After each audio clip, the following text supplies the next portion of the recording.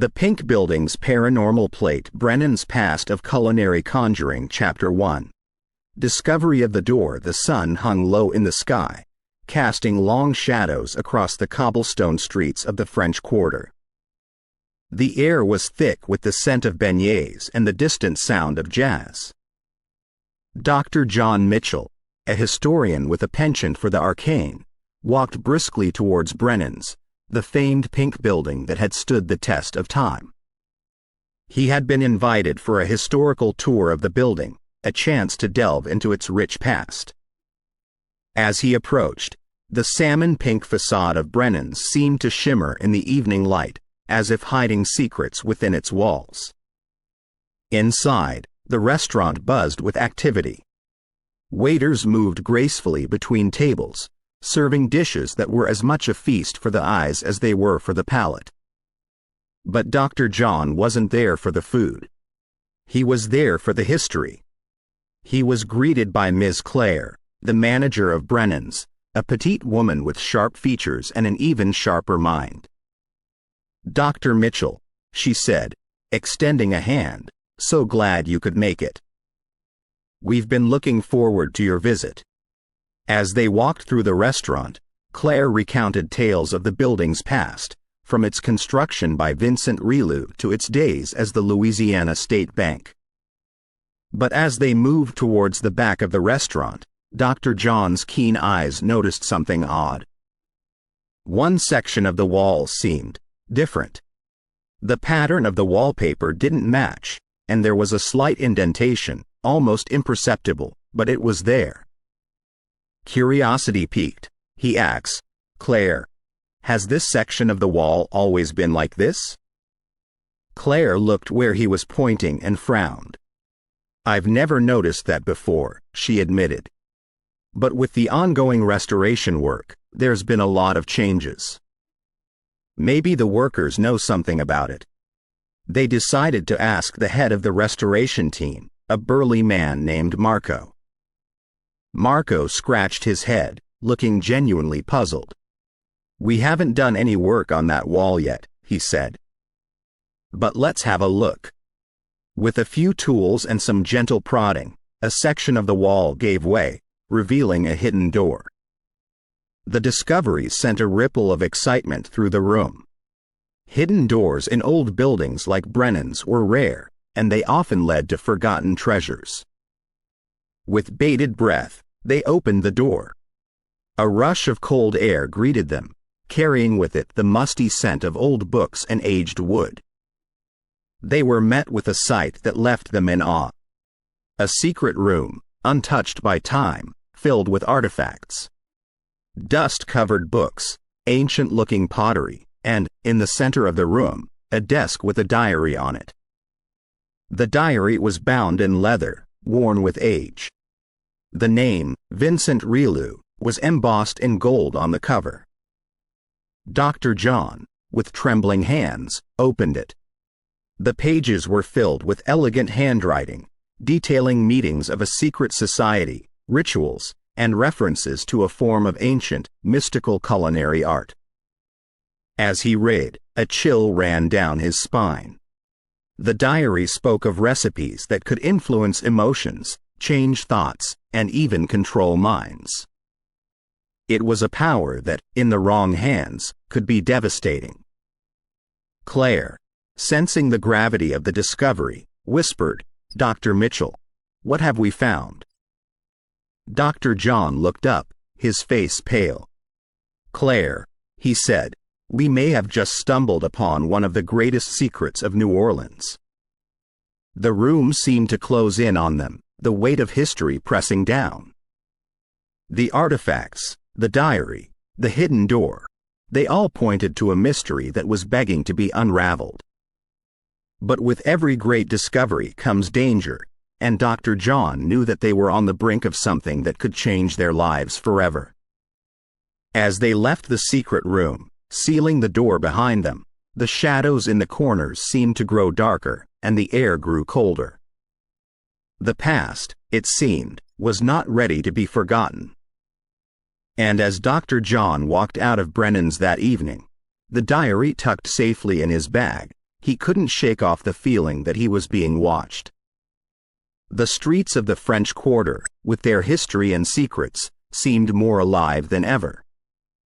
And somewhere in the shadows, something stirred, waiting for the right moment to strike. Chapter 2. The Diary of Vincent Rillieux. The evening had settled into a deep, velvety darkness by the time Dr. John Mitchell reached his home, a stately manor nestled in the heart of the Garden District. The Diary of Vincent Rillieux, safely tucked under his arm, felt heavier than its size would suggest. It was as if the weight of the secrets it held pressed against him, urging him to unlock its mysteries. Inside his study, surrounded by towering bookshelves and dimly lit by a single desk lamp, John carefully placed the diary on his desk.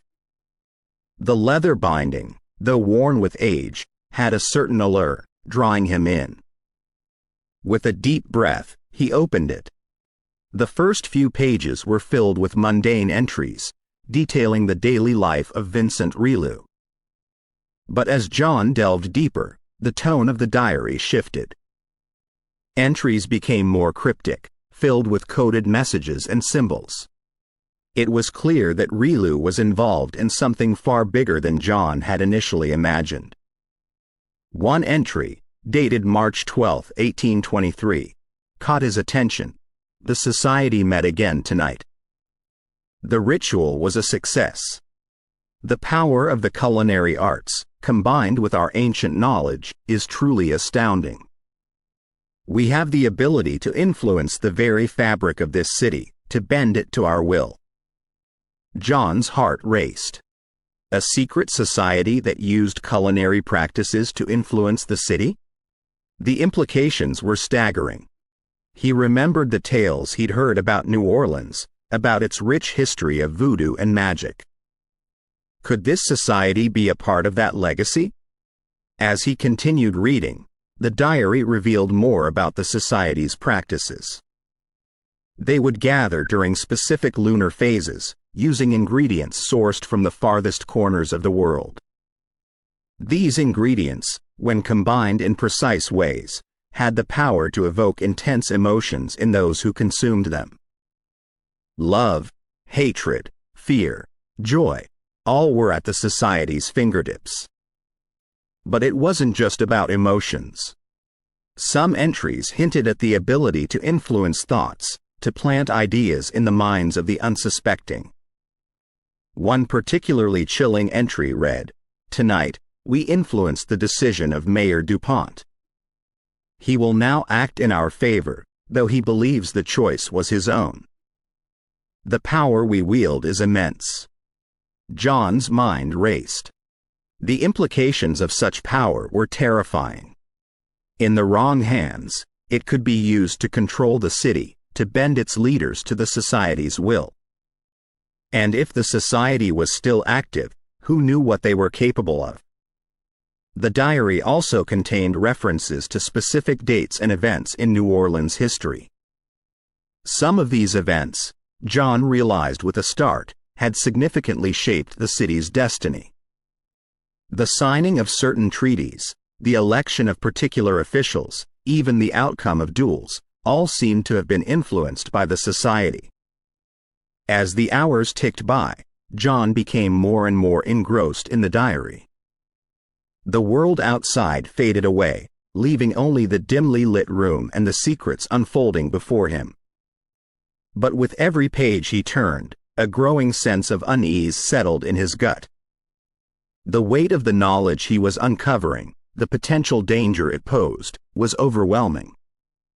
Suddenly, a gust of wind blew through the room, extinguishing the desk lamp and plunging the room into darkness. John's heart raced. He fumbled for matches, his hands shaking. As he struck one, the feeble light revealed a shadowy figure standing in the doorway. The figure stepped into the light, revealing a face that John recognized from portraits in the diary. It was Vincent Rillieux, or at least, his ghostly apparition. His eyes, devoid of life, bore into John's soul. "You should not have read the diary," the ghost whispered, his voice echoing through the room. Some secrets are best left buried.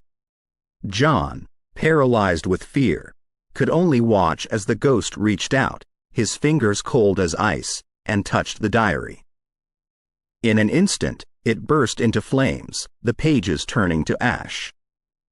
The ghost of Rillieux gave John one last, chilling look before fading into the shadows, leaving him alone in the darkened room, the weight of the diary's secrets pressing down on him. As dawn broke, John knew one thing for certain. He had uncovered a mystery that was far bigger and more dangerous than he had ever imagined. And he was now inextricably entwined in its web. The journey had only just begun. Chapter 3. The culinary alchemy. The morning sun streamed through the windows of Dr. John Mitchell's kitchen, casting a warm glow over the worn wooden countertops. The events of the previous night weighed heavily on John's mind. The ghostly apparition of Vincent Rillieux, the burning diary, the secrets it held, it all felt like a surreal dream. But the ashes of the diary on his study floor were proof that it had been all too real. John had managed to salvage a few pages from the diary before it was consumed by flames. Among them was a recipe, written in Rillieux's elegant handwriting. The ingredients were a mix of the familiar and the exotic, some he recognized, others he had never heard of. But it was the instructions that intrigued him the most. They were precise, almost ritualistic, with specific timings and sequences.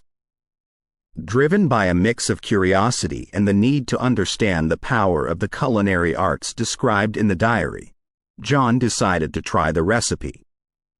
He gathered the ingredients, some from his pantry, others from specialty stores in the French Quarter. As he prepared the dish, he followed the instructions to the letter, noting the emphasis on certain lunar phases and the importance of intention in the cooking process. The final dish was a stew, rich and aromatic, its scent filling the kitchen. John hesitated for a moment, then took a bite. The flavors exploded in his mouth, a symphony of tastes and textures. But it was what happened next that took him by surprise. As the stew settled in his stomach, a rush of emotions flooded over him. He felt an overwhelming sadness, followed by a burst of joy, then a deep-seated anger. The emotions were intense, raw, and most importantly, not his own. They were memories, snippets of someone else's life.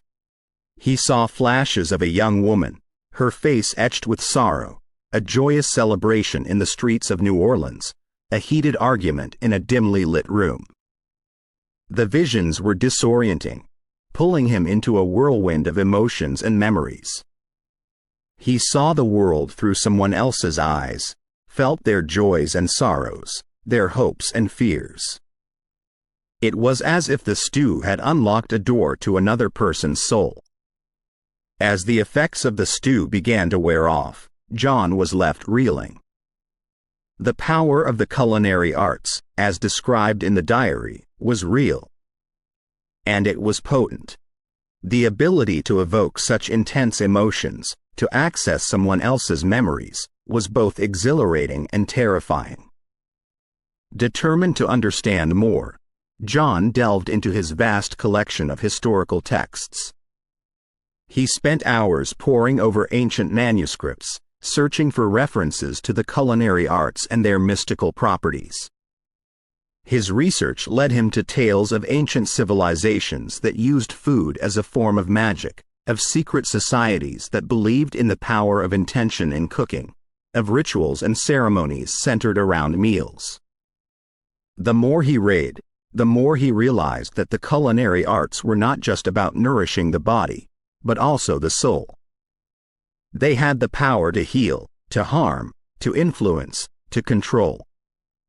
And in the wrong hands, they could be weaponized.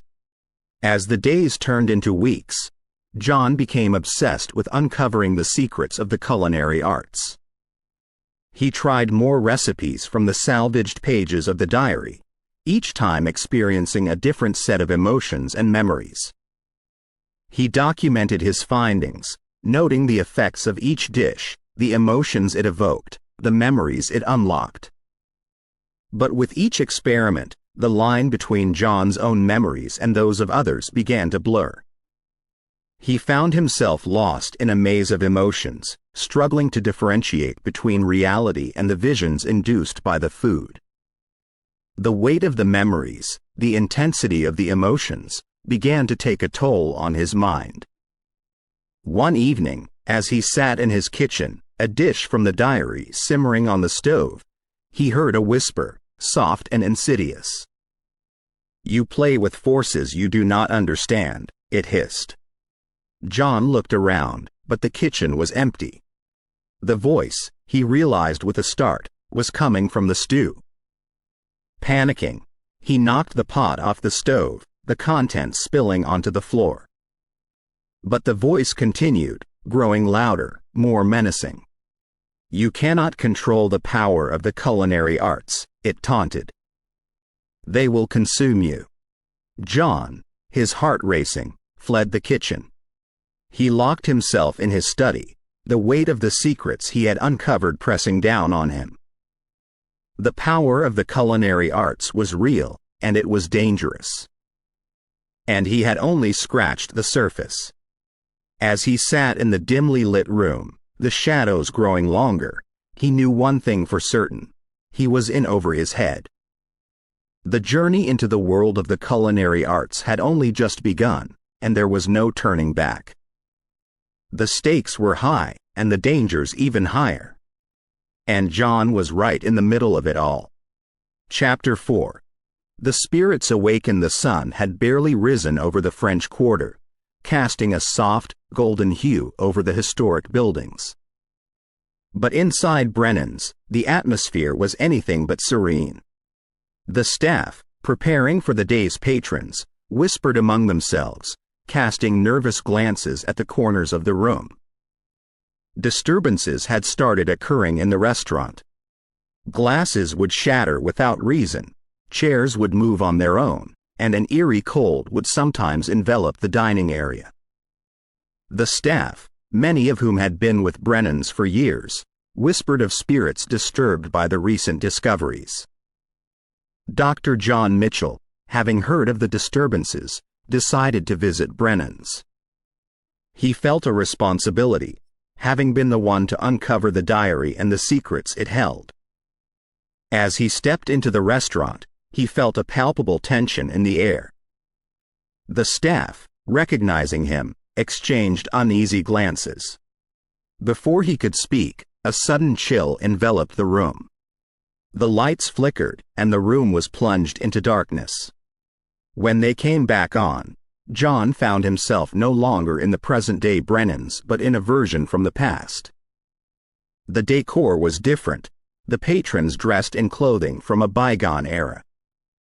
He realized he was experiencing a vision of the past. As he looked around, trying to make sense of what was happening, he spotted a familiar face. Vincent Rillieux, looking very much alive, was seated at a table, deep in conversation with a group of men. They spoke in hushed tones, occasionally glancing around to ensure they weren't being overheard. John, drawn to the table, tried to listen in. The conversation was about the culinary arts, the power they held, and the responsibility that came with it. Rillieux, his voice firm, spoke of the dangers of misusing the art, of the consequences that would befall those who did. As John listened, he felt a presence behind him. Turning around, he came face to face with the spirit of Vincent Rillieux. The apparition, translucent and shimmering, looked at John with an intensity that sent shivers down his spine. "You have delved into secrets that were meant to remain hidden," the spirit intoned. "The culinary arts are not to be trifled with. They hold power, yes, but with that power comes great responsibility." John, his voice trembling, replied, "I only wanted to understand, to uncover the history of this place." Rillieux's spirit, his expression softening, said, "I understand your curiosity, but some things are best left in the past." The culinary arts, when misused, can bring forth spirits, awaken memories, and disturb the balance between the living and the dead. As he spoke, the vision around John began to fade, the sounds and sights of the past being replaced by the present. The spirit of Rillieux, however, remained, his gaze never leaving John's. "You have been warned," he said, his voice echoing in the now silent restaurant. "Tread carefully, Dr. Mitchell. The path you are on is fraught with danger." And with that, the spirit vanished, leaving John alone in the middle of Brennan's, the staff and patrons staring at him in shock. The events of that day shook John to his core. He realized the gravity of what he had uncovered, the dangers it posed. The spirits of Brennan's, awakened by his meddling, were restless, and he had a responsibility to set things right. As he left the restaurant, the weight of Rillieux's warning pressing down on him, he knew that his journey into the world of the culinary arts had only just begun. The stakes were higher than ever, and the dangers all too real. But John was determined to uncover the truth, no matter the cost. Chapter 5. The Secret Society. The Tulane University Library, with its vast collection of historical documents, was a sanctuary for Dr. John Mitchell. The high ceilings, the musty scent of old books, and the quiet hum of scholars engrossed in their work provided the perfect backdrop for his research. Having experienced the visions and warnings at Brennan's, John was more determined than ever to uncover the truth about the secret society mentioned in Vincent Rillieux's diary. He began by scouring the library's archives, looking for any references to the society or its members. It wasn't long before he stumbled upon a collection of letters exchanged between some of New Orleans' most prominent figures in the 19th century. As he read through them, a pattern began to emerge. There were coded references to meetings, rituals, and the power of the culinary arts. These letters confirmed the existence of the secret society and hinted at its influence on the city's elite. The society, it seemed, was not just a group of culinary enthusiasts. They were power brokers, manipulating events from behind the scenes, using their knowledge of the culinary arts to influence the decisions of politicians, businessmen, and other influential figures. They operated in the shadows, their true intentions hidden behind a facade of social gatherings and lavish feasts. But as John delved deeper, he discovered that the society's influence was not without its challenges. There were factions within the group, disagreements over how to wield their power. Some members believed in using their knowledge for the greater good, while others sought to use it for personal gain. This internal strife, combined with growing suspicions from outside, led to the society's eventual downfall. A series of letters from the late 1800s spoke of raids, arrests, and trials. Members were exposed, their secrets laid bare for the world to see. The society was disbanded, its members scattered. But what caught John's attention was a letter dated 1892, written by a member of the society to a confidant. It spoke of a plan to revive the society, to continue its work in secret. The letter hinted that some members had managed to evade capture and were laying low, waiting for the right time to regroup. The implications were staggering. If the society had indeed been revived, they could still be operating, their influence felt even today. The thought sent a chill down John's spine. The dangers he faced were not just from restless spirits but from living, breathing members of the society, determined to protect their secrets at any cost. As he sat in the library, surrounded by the weight of history, John felt the enormity of the task ahead. He had uncovered a conspiracy that spanned centuries, one that threatened the very fabric of New Orleans. But he was not alone. The spirits of Brennan's, especially Vincent Rillieux, were watching over him, guiding him. Determined to expose the society and put an end to their machinations, John began to formulate a plan. He would need allies, people he could trust. And he would need to tread carefully, for the society was sure to have eyes and ears everywhere. As night fell, John left the library, the city's lights casting long shadows on the cobblestone streets. He knew he was being watched, that every step he took was being monitored. But he was not afraid. The truth was on his side, and he was determined to bring it to light, no matter the cost. The game of cat and mouse had begun, and John was ready to play. The stakes were high, the dangers all too real. But with the spirits of Brennan's by his side, he was confident he would prevail. The battle for the soul of New Orleans had only just begun. Chapter 6. The first encounter. The streets of New Orleans were alive with the sounds of jazz, the intoxicating rhythms echoing through the narrow alleys and bustling squares.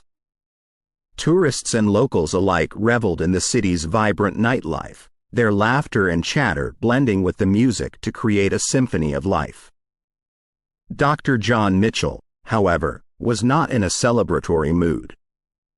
The weight of his discoveries, the looming threat of the secret society, and the ever-present watchful eyes of unknown adversaries had taken a toll on him. He walked briskly, his footsteps echoing on the cobblestones, his mind racing with thoughts of his next move. As he turned a corner, he was startled by a figure stepping out of the shadows. A tall man, dressed in a tailored suit, his face obscured by the brim of a fedora. The stranger's eyes, cold and calculating, locked onto John's. "Dr. Mitchell," the stranger began, his voice smooth and chilling, "I've been watching you. Your investigations, your little forays into the past. You're treading on dangerous ground." John, taken aback by the sudden confrontation, tried to keep his composure. "Who are you?" he demanded. The stranger chuckled, a sound devoid of warmth. "Who I am is not important. What is important is that you cease your investigations immediately. The secrets you seek are not meant for the likes of you." John, his anger rising, retorted, "I have a right to know the truth. The people of this city have a right to know." The stranger leaned in, his face inches from John's. "The truth is a dangerous thing, Dr. Mitchell. And those who seek it often pay a heavy price. I suggest you think long and hard about whether you're willing to pay that price." John, refusing to be intimidated, met the stranger's gaze. "I'm not afraid of you or your threats." The stranger smiled, a cold, predatory smile. "You should be. Because if you continue down this path, you will find that there are fates far worse than death." With that, the stranger stepped back into the shadows, disappearing as quickly as he had appeared. John, shaken by the encounter, took a moment to collect himself. The threat was clear, and it was real. But rather than deter him, it only strengthened his resolve. He knew he was onto something big, something that the secret society would go to great lengths to protect. And he was determined to uncover the truth, no matter the cost. Returning to his apartment, John began to formulate a plan. He would need to be careful, to stay one step ahead of his adversaries. He would need allies, people he could trust. And he would need to delve even deeper into the past, to uncover the secrets that the society was so desperate to keep hidden. As he sat at his desk, poring over the documents and notes he had collected, he felt a renewed sense of purpose. The stakes were high, the dangers all too real. But he was not alone. The spirits of Brennan's, especially Vincent Rillieux, were with him, guiding him, protecting him. The battle for the soul of New Orleans was far from over.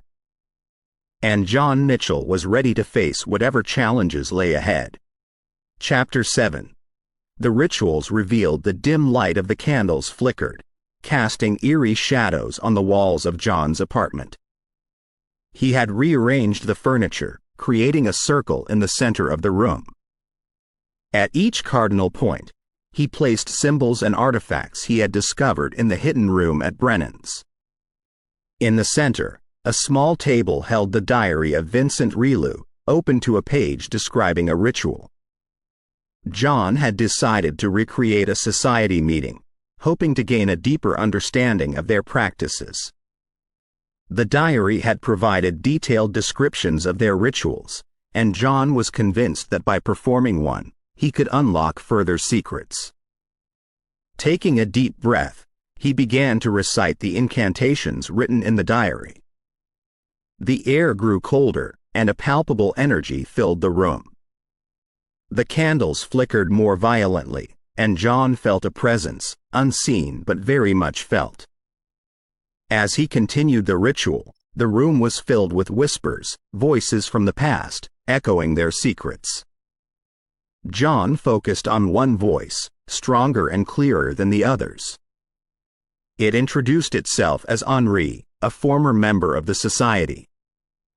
John, trying to keep his composure, spoke, "Henri, I seek knowledge, understanding of the society's practices." The spirit of Henri replied, "You tread a dangerous path. The society's secrets were meant to be kept hidden. But I sense a genuine desire to understand, so I will help you." John, grateful for the spirit's assistance, asks, "Tell me about the rituals, the power of the culinary arts." Henry's voice, filled with nostalgia, began to recount the society's practices. The culinary arts were not just about food. They were a means to connect with the spiritual realm, to harness the energy of the spirits. We would perform rituals, using specific ingredients and techniques, to communicate with the spirits, to seek their guidance and blessings.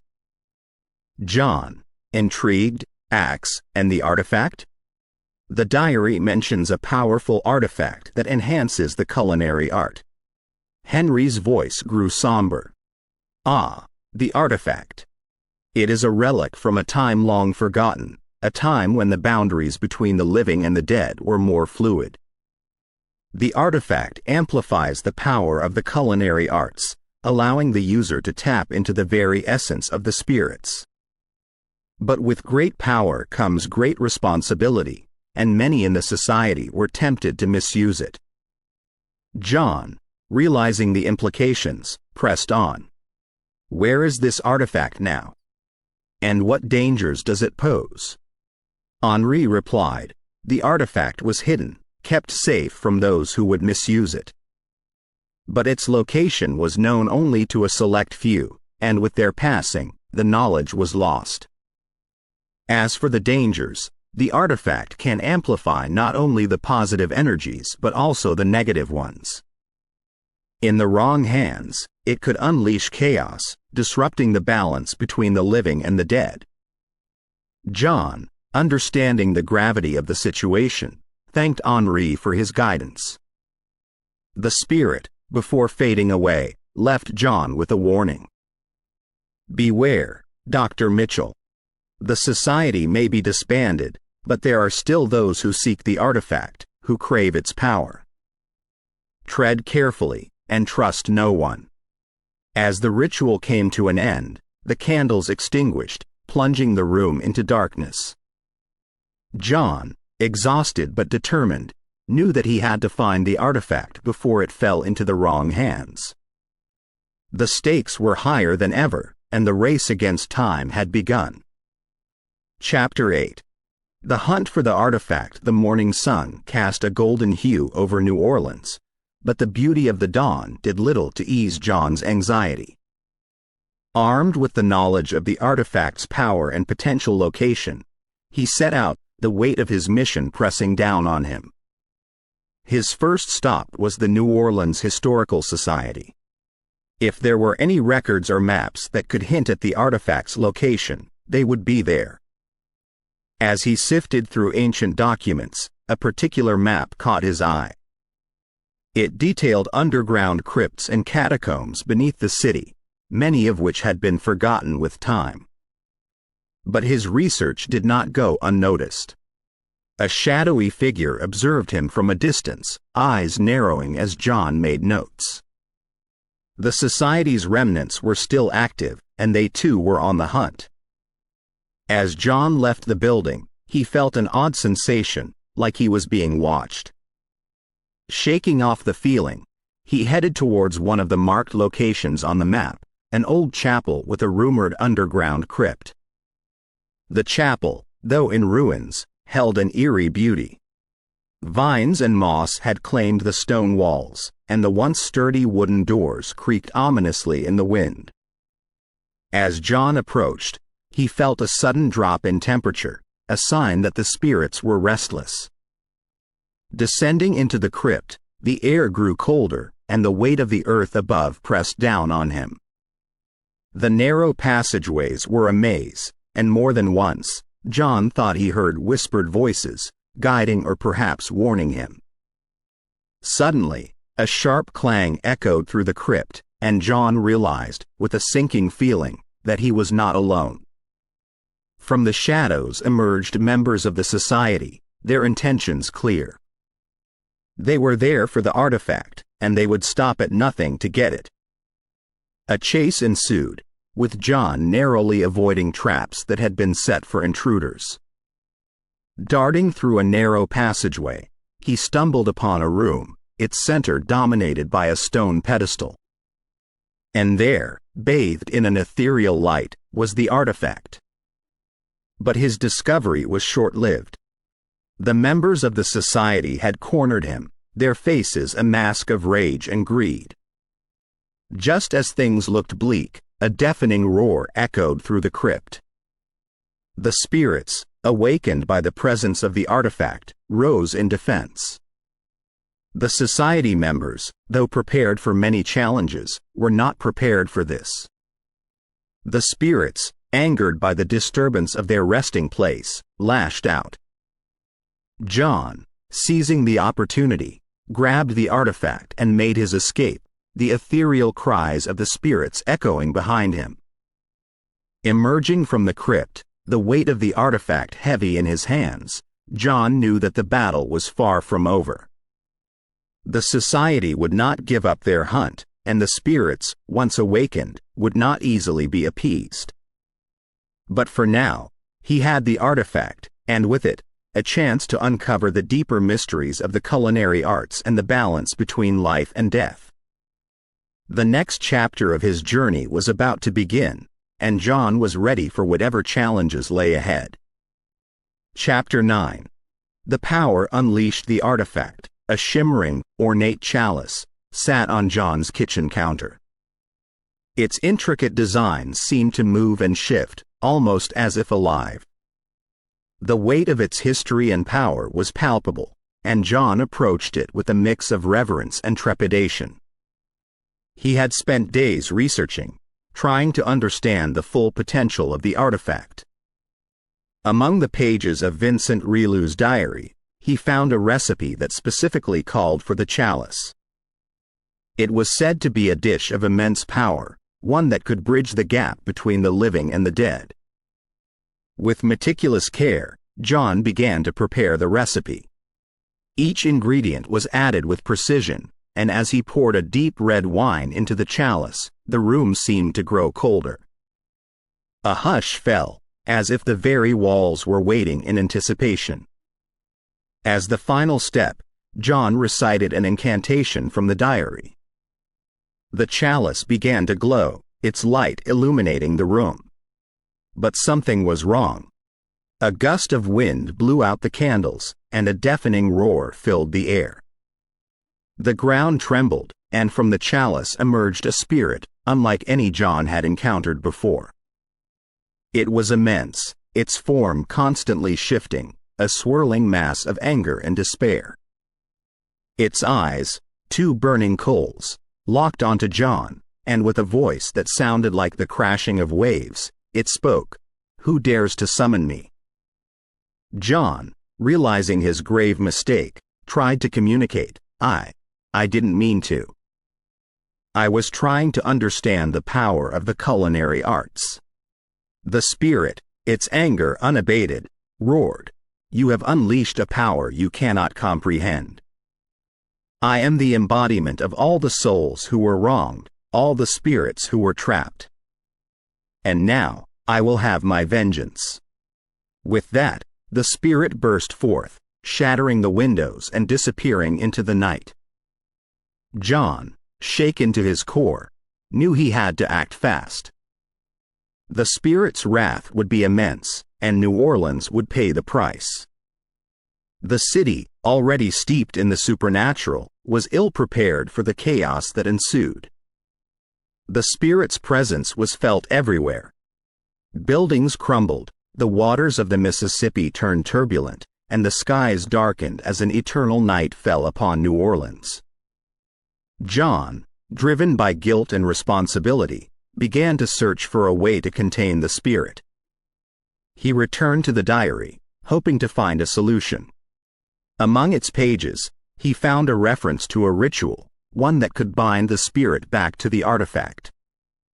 But the ritual required ingredients, some of which were rare and hard to find. With the city in chaos, John's quest became a race against time.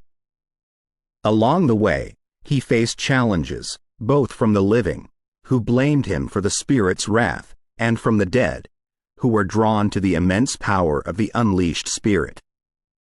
As he gathered the final ingredient, John prepared to face the spirit. In the heart of the French Quarter, he set up the ritual. The spirit, sensing his intentions, descended upon him, its fury unmatched. The air crackled with energy as John began the ritual. The spirit, trying to disrupt him, unleashed its full power. But John, driven by his determination to right his wrong, continued, his voice unwavering. As the final words left his lips, a blinding light enveloped the spirit, pulling it back towards the chalice. With a final, deafening roar, the spirit was contained, the chalice once again holding its immense power. The city, slowly recovering from the spirit's wrath, began to rebuild. John, realizing the dangers of the artifact, decided to hide it, ensuring that its power would never be unleashed again. But as he looked out over New Orleans, he knew that the balance between the living and the dead was a delicate one. And he would always be there, guarding that balance, ensuring that the city's rich history and supernatural legacy remained intact.